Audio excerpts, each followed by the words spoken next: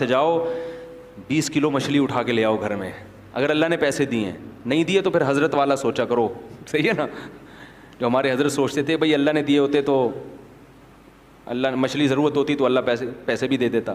اگر اللہ نے دیے ہیں تو کیا کرو, فشری جاؤ 20 کلو مچھلی اٹھا کے لاؤ, بیگم سے بولو روزانہ ناشتے میں بھی فش, دوپہر کھانے میں بھی فش, اور رات ڈنر میں بھی فش.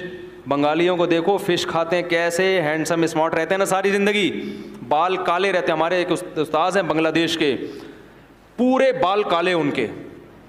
میں نے کہا آپ کی عمر کتنی, انہوں نے کہا پتہ نہیں 46 سال 48 سال, ایسے گھنی کالی داڑھی. یہ کس کا کمال ہے؟ فش کا, مچھلی کھا رہے ہیں دبا کے. ہمارے ہاں مچھلی ڈاکٹر کے مشورے پر ہفتے میں 1 دن, کیونکہ دوبارہ خریدتے ہوئے جان نکلتی ہے, یار مچھلی کیسے خریدیں, یار مچھلی کیسے. تو بھائی یہ قدرتی چیزیں, ان پہ پیسہ خرچ کرو اللہ کے بندو. شہد کھاؤ,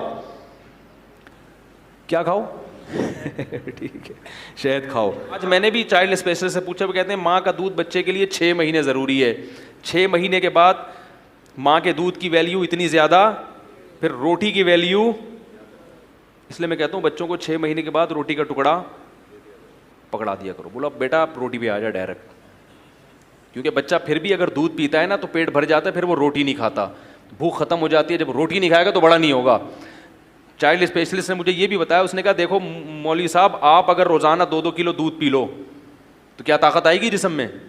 روٹی کھانا چھوڑ دو اگر. میں نے کہا نہیں بھائی وہ تو مرنے لگیں گے. تو اس نے کہا روٹی میں اللہ نے کیا رکھی ہے, دودھ ایک ایکسٹرا چیز ہے. کھانچا وانچا اگر کہیں میدے کا خالی رہ گیا ہے, جو روٹی وہاں تک پہنچ نہیں سکی, تو کھانچے بھرنے کے لیے کیا کیا جاتا ہے آخر میں, دودھ پی لو. دودھ اصل نہیں ہے. یہ جو جانوروں کو جو چارہ کھلایا جاتا ہے نا, ایک وقت تک بچے کو, جانور کے بچے کو دودھ پہ فوراً دانے پہ لے آتے ہیں. تو میں نے مویشی والوں سے پوچھا, وہ کہہ رہے ہیں اگر بچے کو, بکری کے بچے کو دانہ نہ کھلائیں تو وہ موٹا تازہ نہیں ہوتا. تو مائیں بھی بچوں کو دودھ پلا کے نا, نقصان یہ ہوتا ہے کہ وہ روٹی نہیں کھاتے. ہاں روٹی پہلے کھلاؤ پھر دودھ پلاؤ اس کو, پہلے پیٹ بھر کے روٹی کھانا سیکھے وہ, پھر ایکسٹرا میں دودھ بھی ضرور, بہت فائدہ مند چیز ہے. ہاں وہ جو حکیم بھیجا نا بادشاہ نے کہ صحابہ کرام بیمار ہوں گے تو یہ علاج کرے گا, تو آپ نے قبول کیا وہ حکیم کا تحفہ, مگر وہ حکیم سارا دن بیٹھ کے مکھیاں مارتا رہتا تھا. اس کے پاس کوئی مریض ہے بھائی نہیں.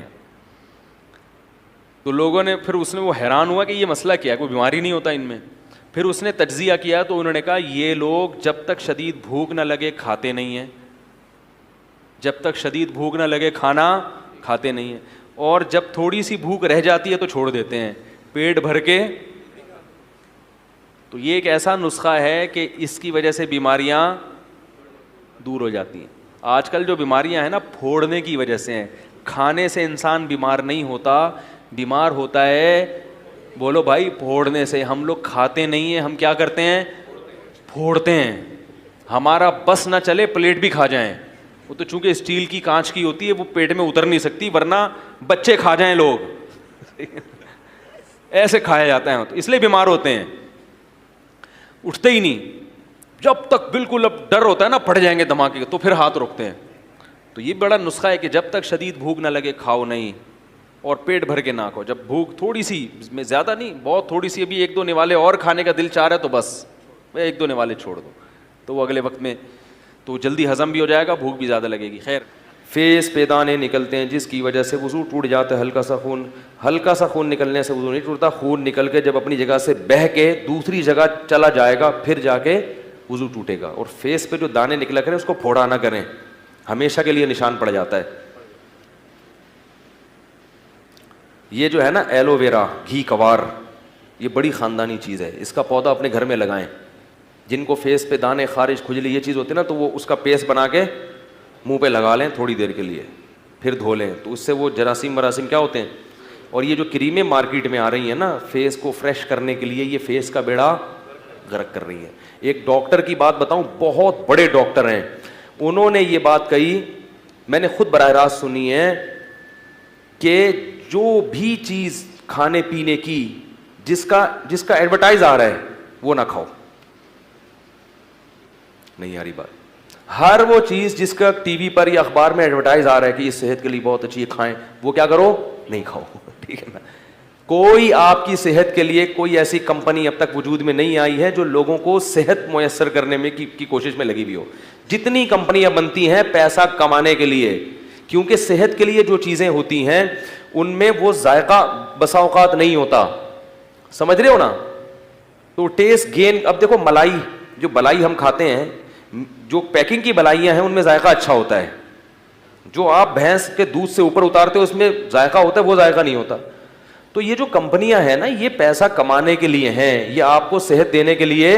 صحت تو ڈاکٹر نہیں دے رہا آپ کو آج کل, اللہ ماشاء اللہ چند جو بیان میں بیٹھے ہوئے ان کے علاوہ ڈاکٹر جو ہے صرف وہی جو ڈاکٹر ہے وہ آپ کے ساتھ خیر خواہ نہیں ہے.